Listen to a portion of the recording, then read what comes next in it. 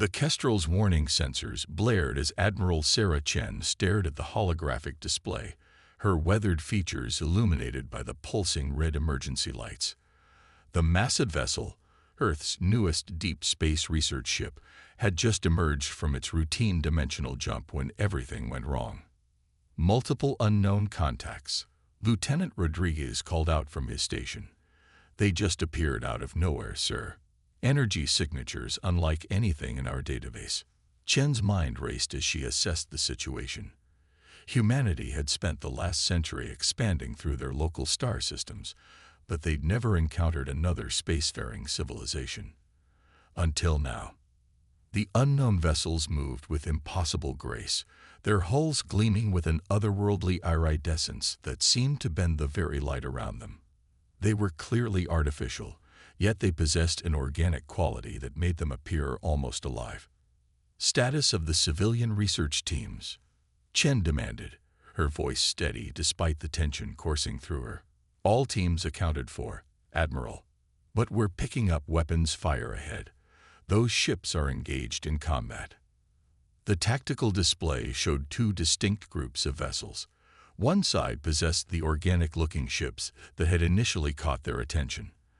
The other group fielded vessels of pure crystalline geometry, their surfaces fractal patterns that hurt the eyes to look at directly. "Sir," Rodriguez's voice cracked slightly. "The crystalline vessels are advancing toward our position. They're charging weapons." Chen had spent 30 years in Earth's defense force. She'd trained for first contact scenarios, but nothing had prepared her for being caught in the crossfire of an alien war. "Battle stations," she ordered. "Power up defensive systems, but do not fire unless fired upon."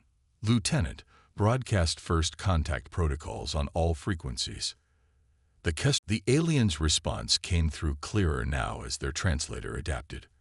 "I am Commander Vex of the Free Worlds Coalition.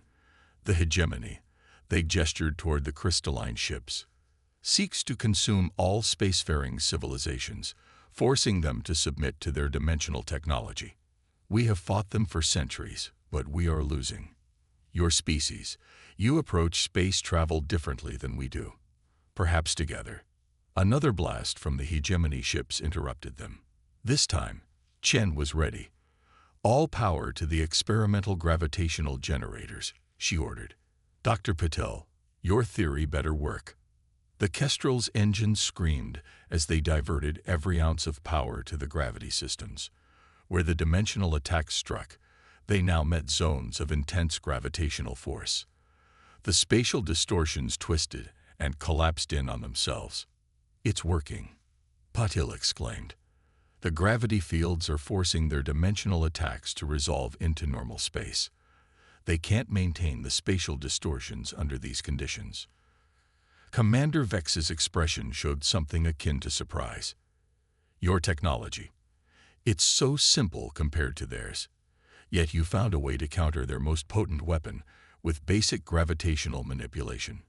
"Sometimes the simplest solutions are the best," Chen replied, allowing herself a small smile.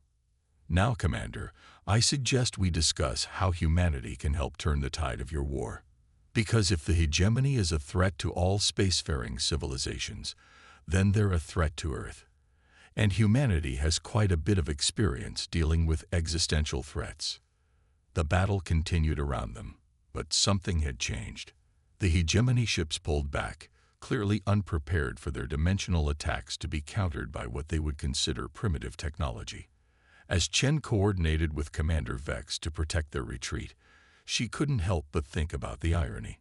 Humanity had just proved that sometimes being less advanced technologically could be an advantage. Their primitive understanding of gravity had found a counter to weapons that manipulated reality itself. As the Kestrel limped away from the battlefield alongside their new allies, Chen knew that this was just the beginning. Humanity would now be drawn into a galactic war, but they would fight it their way. The hegemony was about to learn that humans had spent thousands of years perfecting the art of warfare with limited technology. Sometimes, the old ways were the best ways. "Send word to Earth Command," she ordered. Tell them everything has changed. and tell them to dust off the old military history books. We're about to teach an advanced alien empire why humanity never stopped studying ancient warfare. The United Earth Defense Command Center buzzed with activity as holographic displays showed the positions of hegemony forces across known space. Admiral Chen stood before the assembled military leadership, her uniform still bearing scorch marks from the Kestrel's first encounter with alien warfare. Their dimensional technology is centuries beyond ours, she explained, gesturing to footage of crystalline ships warping space itself as weapons. But that's exactly why we can beat them. General Marcus Zhang, Earth's most decorated tactical commander, leaned forward. Because they've forgotten the basics of warfare, he said, understanding dawning in his eyes. They're so reliant on their advanced tech that they've lost touch with fundamental military strategy. Commander Vex, their alien ally, shifted uncomfortably in the specially designed chair that accommodated their fluid form. With respect, Admiral, the hegemony has conquered 17 spacefaring civilizations. Their tactical artificial intelligence has processed every known form of space combat. Every known form, Chen emphasized. But they've never faced humans before. We're about to show them something new. Something old. The display shifted to show historical footage of Earth's military conflicts, guerrilla warfare, asymmetric combat, hit-and-run tactics, the art of defeating the superior force by refusing to fight on their terms. The alien commander's features rippled with what humans had learned to recognize as skepticism. You propose to fight a space war using primitive planetary combat techniques. Exactly. Chen's smile held no humor, because that's the last thing they'll expect. The next few weeks saw an unprecedented collaboration between human and coalition forces. Earth's shipyards worked around the clock, modifying coalition vessels with technology that would have seemed archaic to the hegemony. They're laughing at us, Lieutenant Rodriguez noted as he supervised the installation of simple electromagnetic pulse generators on a coalition cruiser. Our own allies think we're crazy. Dr. Patel looked up from her work calibrating the devices. Let them laugh. The hegemony's dimensional tech might be advanced, but it still runs on basic energy principles. Sometimes the simplest countermeasure is the most effective. The first test of humanity's strategy came at the Battle of Proxima Centauri. The hegemony arrived with their usual overwhelming force, their crystalline ships distorting space as they prepared to consume another star system. They found what appeared to be a disorganized, retreating coalition fleet. Primitive human vessels scattered in apparent panic. Everything their tactical eye had predicted. They're taking the bait, Chen reported from the bridge of the modified Kestrel. All ships execute Operation Thermopylae.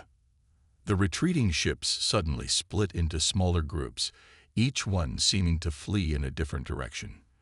The hegemony fleet, programmed to be efficient above all else, divided to pursue. Now they're breaking formation, General Zhang observed from his command post. Just like every technologically superior force in human history, they think their advanced weapons make basic tactics irrelevant. The trap was sprung. From hidden positions in asteroid fields and beneath planetary magnetic fields that masked their signatures, Earth's primitive vessels emerged. They didn't try to match the hegemony's dimensional weapons. Instead, they deployed clouds of simple metallic chaff, countless tiny pieces of reflective material that played havoc with the precise spatial calculations needed for dimensional attacks. Coalition ships, modified with human-designed electromagnetic weapons, struck from multiple vectors. Their energy pulses weren't nearly as advanced as hegemony technology, but they didn't need to be. They just needed to disrupt the incredibly complex calculations required for dimensional manipulation. Their weapons are failing, Commander Vex reported, their voice containing what might have been awe. The spatial distortions, they're collapsing. Because they forgot the basics, Chen replied. No matter how advanced your technology, you still need stable space-time to use it. And we've turned space itself into our weapon. The battle turned into chaos, exactly as humanity had planned. Without their dimensional advantages, The hegemony ships struggled to cope with attacks coming from every direction. Their tactical AI, designed to counter known space combat techniques, couldn't adapt to strategies pulled from Earth's ancient battlefields. Look at their formations, Jean pointed out. They're trying to regroup, to get back into their standard patterns. They don't know how to handle disorder. Earth vessels, smaller and more maneuverable, darted between the larger alien ships. They didn't try to destroy the superior vessels. They didn't need to. They simply disrupted their ability to coordinate, to bring their advanced weapons to bear. Coalition ships, previously trained to fight in rigid, predictable patterns, now moved with human-inspired unpredictability. They used solar radiation, planetary gravity wells, and even space debris as cover and weapons. This is how humanity survived its own wars, Chen explained to a stunned Commander Vex as they watched the hegemony fleet retreat in disarray. We learned early that superior technology doesn't guarantee victory. Sometimes the path to winning is making sure your enemy can't use their advantages. As the dust settled on humanity's first major victory against the hegemony, the coalition leadership began to see their primitive allies in a new light. The humans hadn't just won a battle, they'd changed the fundamental nature of space warfare. We need to distribute these tactics throughout coalition space, Vex announced, their fluid form rippling with excitement. Every ship, every crew needs to learn this human way of warfare. Chen nodded, but her mind was already moving forward. This was just the beginning, she said. The hegemony will adapt to these tactics. That's why we're already working on the next phase. She brought up designs for new hybrid weapons, coalition energy technology combined with human mechanical ingenuity. They think they've seen primitive warfare. Wait until they see what happens when we start really getting creative. The message went out across coalition space. The impossible had happened. A primitive species had shown how to defeat the undefeatable hegemony. But for humanity, it was just another day of doing what they did best, surviving against the odds by refusing to play by their enemies' rules. Dr. Maya Patel stood in Earth's premier research facility, surrounded by pieces of salvaged hegemony technology. The crystalline fragments seemed to hum with potential, even in their inactive state. Behind her, Commander Vex watched with growing fascination as human scientists worked in ways that defied coalition conventional wisdom. You're deliberately making it less advanced, Vex observed, their fluid form rippling with confusion. Why would you downgrade perfectly good technology? Because sometimes simpler is better, Paddle replied, carefully connecting what looked like crude copper wiring to the alien crystal matrix. Your people try to master dimensional manipulation. The hegemony pushes technology to its limits. But humans, we look for workarounds. The laboratory was a testament to humanity's unique approach. Coalition energy cores were being paired with mechanical systems that would have been considered obsolete by both alien civilizations. Hegemony crystal matrices were being integrated with basic electromagnetic components. Admiral Chen sent me the latest battle reports, Paddle continued, making another careful adjustment. The hegemony is already adapting to our initial tactics. They've modified their ships to account for our electromagnetic disruption. As expected, Vex confirmed. Their computational abilities allow them to evolve strategies rapidly. Patel smiled. But that's exactly what we wanted them to do. Because while they were busy adapting to our first-generation tactics, we've been working on this. She activated the device in front of her. The hegemony crystal began to pulse with energy, but instead of creating spatial distortions, it channeled its power through the crude human modifications. The result was something entirely new. We're not trying to match their mastery of dimensional technology, Paddle explained as readings flooded nearby screens. We're hijacking it, using their own advanced tech against them, but in ways their highly optimized systems would never consider. Across Earth's military installations, similar innovations were taking shape.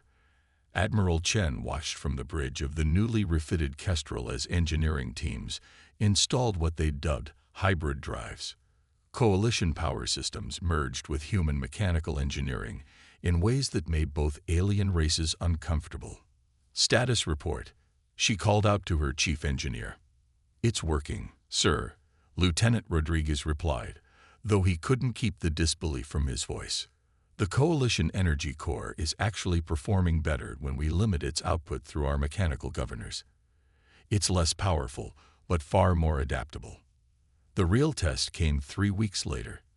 A hegemony battle group emerged near Alpha Centauri, their ships now modified with countermeasures to humanity's earlier tactics. They expected to face the same primitive electromagnetic attacks. Instead, they encountered something unprecedented. Human ships now moved in ways that should have been impossible, using controlled dimensional instabilities created by their hybrid drives. Rather than trying to master dimensional technology as the hegemony did, they deliberately created controlled failures in spacetime. "They're trying to lock onto us with their dimensional weapons," Rodriguez reported from his station on the Kestrel. "But our spatial signature is too unstable. We're not advanced enough to register as proper targets in their systems." Chen allowed herself a grim smile. Sometimes being seen as primitive has its advantages. Launched the new torpedoes. The weapons that streaked out from Earth's vessels were a perfect example of human innovation. At their core were salvaged hegemony crystals, but instead of using them for spatial manipulation, human engineers had essentially turned them inside out. They created localized bubbles of normal space that acted like depth charges in the hegemony's carefully manipulated dimensional battlefield. "Fascinating," Commander Vex observed from their position on the bridge.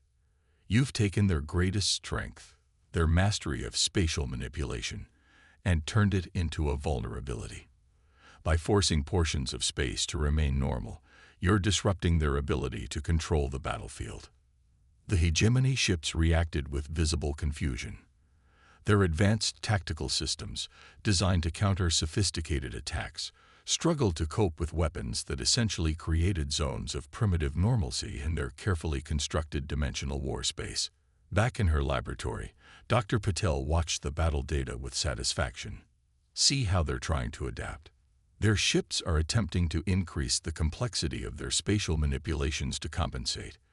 But that just makes them more vulnerable to our normalized space torpedoes." The battle that followed wasn't the orderly exchange of advanced technology that characterized typical coalition hegemony engagements. It was chaos theory applied to warfare, human unpredictability amplified by deliberately unstable hybrid technology. Earth ships would appear to suffer catastrophic drive failures, only to use the resulting dimensional instabilities as weapons. Coalition vessels, retrofitted with human modifications, turned their own technical limitations into tactical advantages. "They're retreating," Rodriguez announced as the hegemony fleet withdrew in disarray. "Their dimensional field is collapsing entirely." "Because they still don't understand what they're fighting," Chen replied. "They keep trying to counter us with more advanced technology, more complex solutions. They don't realize that we're deliberately working with less." In the weeks that followed, the hybrid technology program expanded rapidly.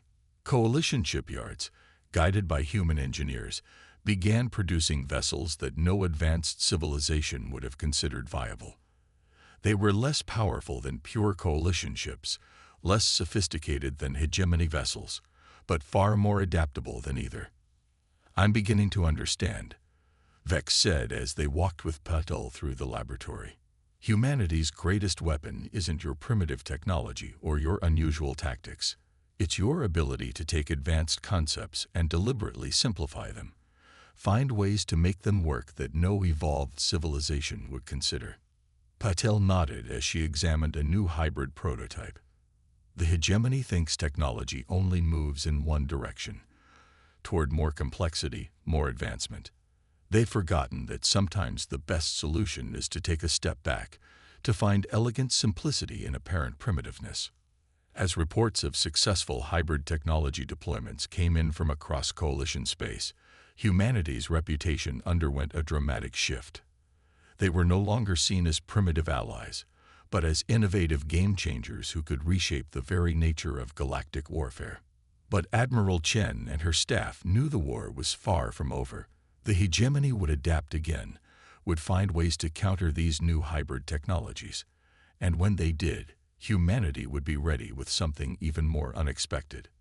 Because that was the true human advantage, not the ability to match advanced technology, but the wisdom to know when not to, and the creativity to find another way entirely. General Zhang stood before a holographic display of the Orion sector, watching as hundreds of ships performed maneuvers that would have been considered insane just months ago. Coalition vessels deliberately vented plasma to create sensor-disrupting clouds. Human ships executed what appeared to be combat failures only to turn them into tactical advantages.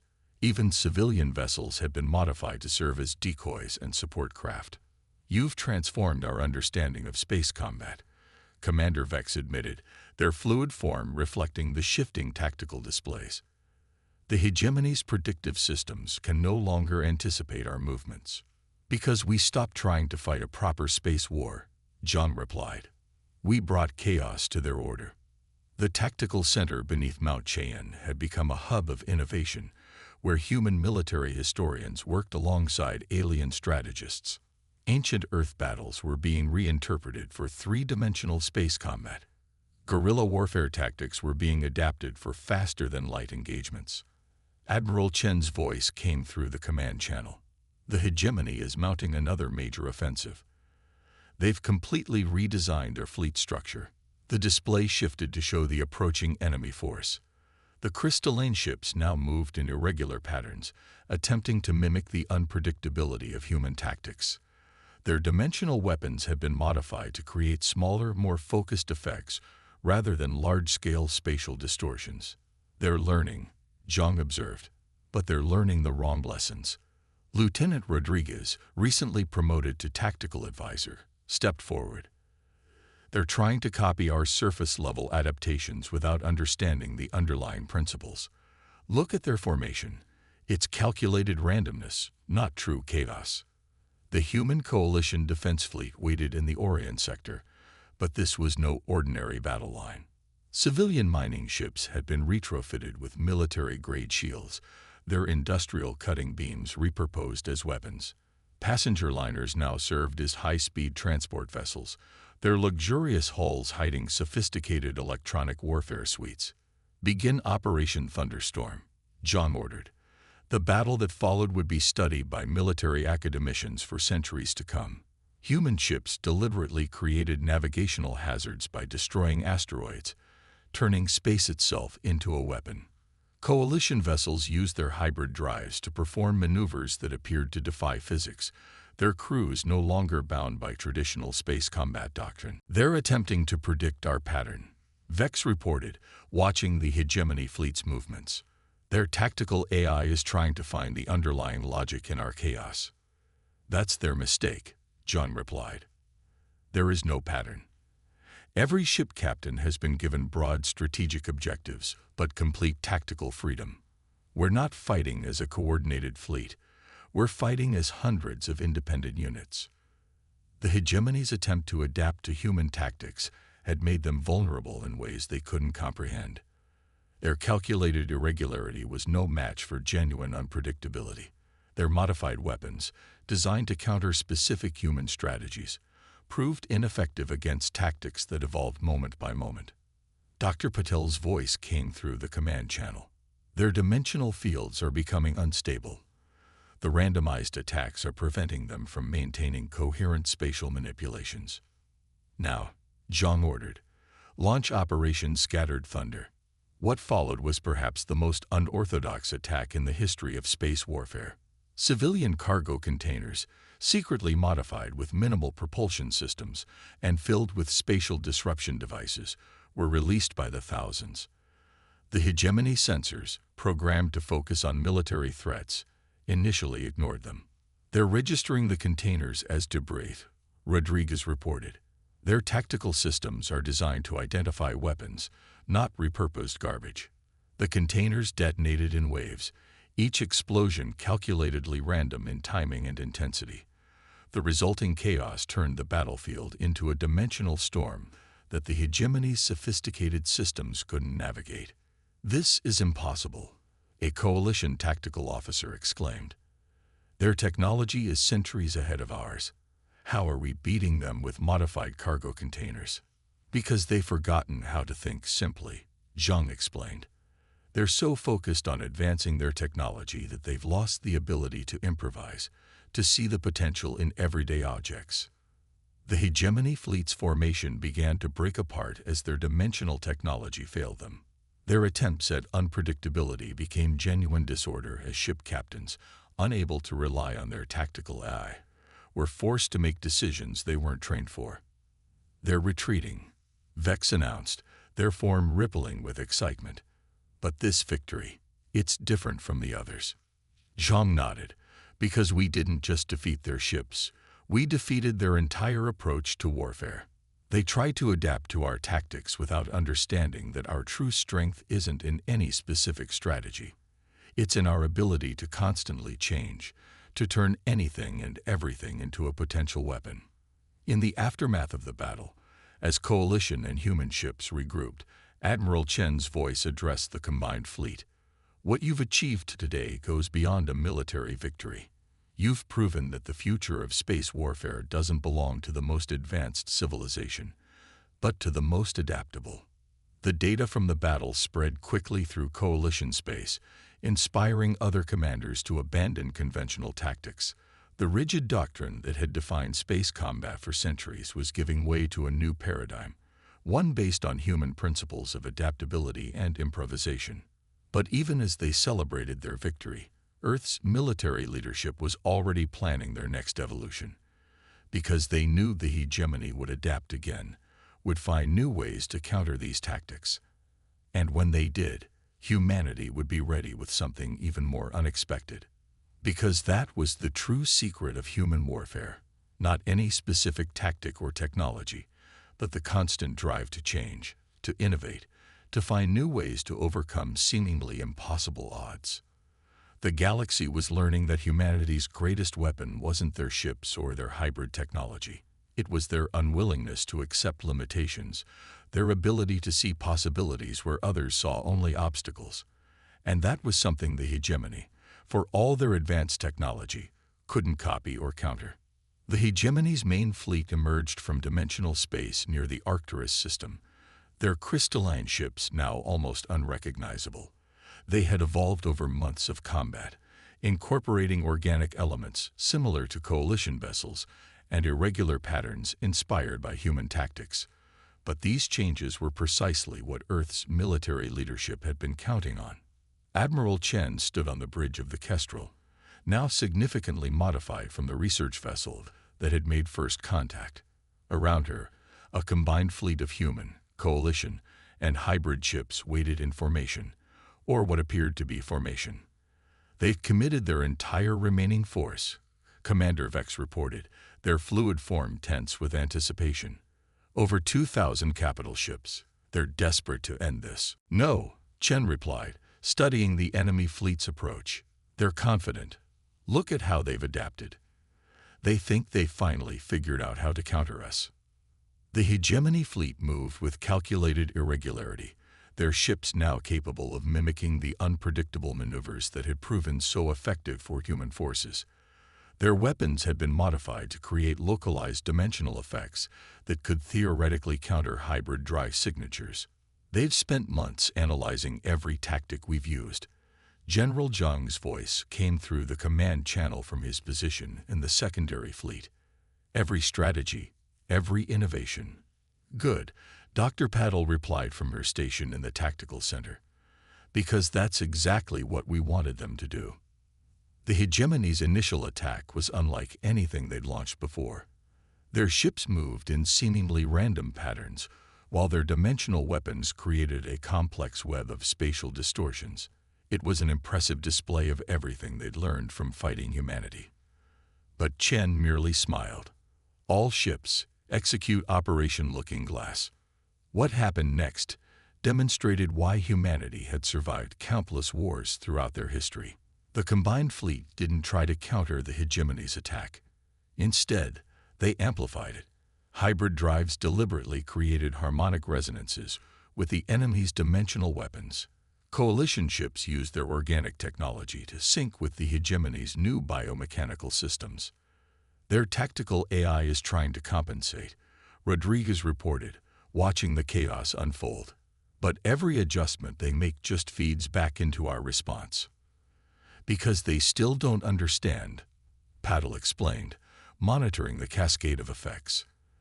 They thought we were teaching them how to fight like humans, but we were actually teaching them how to fight themselves. The battlefield became a symphony of chaos as the hegemony fleet's own adaptations began to work against them. Their attempts to mimic human unpredictability became genuine disorder as their tactical systems struggled to maintain control. Their modified dimensional weapons, designed to counter human hybrid technology, instead created feedback loops that destabilized their own spatial manipulations. Now, Chen ordered, deploy the final phase. From hidden positions throughout the system, a new type of vessel emerged. They weren't warships. They were modified coalition medical ships, their organic technology repurposed in ways neither alien race had conceived possible. The hegemony adapted their ships to include organic components, Paddle explained as the medical vessels moved into position. They thought they were copying coalition technology. But organic systems don't just copy, they react. They evolve. They develop immunities. The medical ships activated their modified systems, broadcasting waves of bioresonant energy across the battlefield. The organic components the hegemony had incorporated into their ships began to respond, but not in the way their tactical AI had predicted. They're rejecting the dimensional technology, Vex observed, their form rippling with amazement. The organic systems are treating the spatial manipulation hardware as a foreign infection. Throughout the hegemony fleet, ships began to turn against themselves as their hybrid systems collapsed into chaos. Their carefully calculated mimicry of human tactics transformed into genuine disorder as ship after ship lost coherent control. This is how humanity fights. Chen broadcast on all frequencies, not by being the most advanced, but by understanding the fundamental principles of conflict. You tried to adapt to our methods without understanding why they work. You analyzed our tactics without grasping our strategy. The battle became a rout as the hegemony fleet fell into disarray. Their attempts to retreat were hampered by their own modified systems, now working against them in ways their sophisticated tactical AI couldn't counter. They're surrendering, Rodriguez announced as transmission after transmission came in from hegemony vessels. Their entire command structure is breaking down. In the aftermath, as coalition forces secured hegemony ships and began accepting surrenders, Chen met with the combined fleet's leadership. The hegemony's highest-ranking survivors were present, their crystalline forms somehow diminished. "We don't understand," one of them admitted. "We adapted to every tactic. We incorporated your technology. We evolved our strategies. How did we still lose?" "Because you thought warfare was about technology and tactics," Chen replied. "Humanity learned long ago that it's about understanding your enemy and yourself.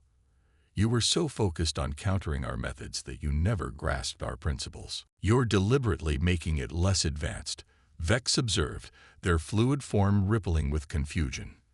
"Why would you downgrade perfectly good technology?" "Because sometimes simpler is better," Paddle replied, carefully connecting what looked like crude copper wiring to the alien crystal matrix.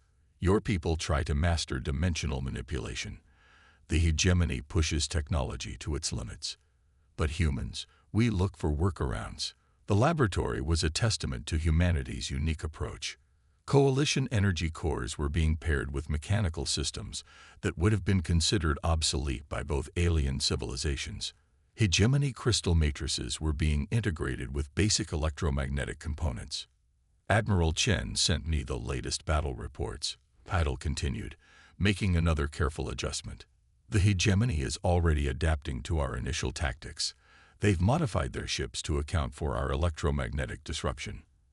"As expected," Vex confirmed. "Their computational abilities allow them to evolve strategies rapidly." Patel smiled. "But that's exactly what we wanted them to do. Because while they were busy adapting to our first-generation tactics, "We've been working on this." She activated the device in front of her. The hegemony crystal began to pulse with energy, but instead of creating spatial distortions, it channeled its power through the crude human modifications. The result was something entirely new. "We're not trying to match their mastery of dimensional technology," Paddle explained as readings flooded nearby screens. "We're hijacking it, using their own advanced tech against them, but in ways their highly optimized systems would never consider." Across Earth's military installations, similar innovations were taking shape. Admiral Chen watched from the bridge of the newly refitted Kestrel as engineering teams installed what they dubbed hybrid drives. Coalition power systems merged with human mechanical engineering in ways that made both alien races uncomfortable. "Status report," she called out to her chief engineer. "It's working, sir," Lieutenant Rodriguez replied, though he couldn't keep the disbelief from his voice. "The Coalition Energy Core is actually performing better when we limit its output through our mechanical governors. It's less powerful, but far more adaptable." The real test came 3 weeks later. A hegemony battle group emerged near Alpha Centauri, their ships now modified with countermeasures to humanity's earlier tactics. They expected to face the same primitive electromagnetic attacks. Instead, they encountered something unprecedented. Human ships now moved in ways that should have been impossible, using controlled dimensional instabilities created by their hybrid drives. Rather than trying to master dimensional technology as the hegemony did, they deliberately created controlled failures in spacetime. "They're trying to lock onto us with their dimensional weapons," Rodriguez reported from his station on the Kestrel. "But our spatial signature is too unstable. We're not advanced enough to register as proper targets in their systems." Chen allowed herself a grim smile. Sometimes being seen as primitive has its advantages. Launched the new torpedoes. The weapons that streaked out from Earth's vessels were a perfect example of human innovation. At their core were salvaged hegemony crystals, but instead of using them for spatial manipulation, human engineers had essentially turned them inside out. They created localized bubbles of normal space that acted like depth charges in the hegemony's carefully manipulated dimensional battlefield. "Fascinating," Commander Vex observed from their position on the bridge. "You've taken their greatest strength, their mastery of spatial manipulation, and turned it into a vulnerability. By forcing portions of space to remain normal, you're disrupting their ability to control the battlefield." The hegemony ships reacted with visible confusion. Their advanced tactical systems, designed to counter sophisticated attacks, struggled to cope with weapons that essentially created zones of primitive normalcy in their carefully constructed dimensional war space. Back in her laboratory, Dr. Patel watched the battle data with satisfaction. "See how they're trying to adapt. Their ships are attempting to increase the complexity of their spatial manipulations to compensate. But that just makes them more vulnerable to our normalized space torpedoes." The battle that followed wasn't the orderly exchange of advanced technology that characterized typical coalition hegemony engagements. It was chaos theory applied to warfare, human unpredictability amplified by deliberately unstable hybrid technology.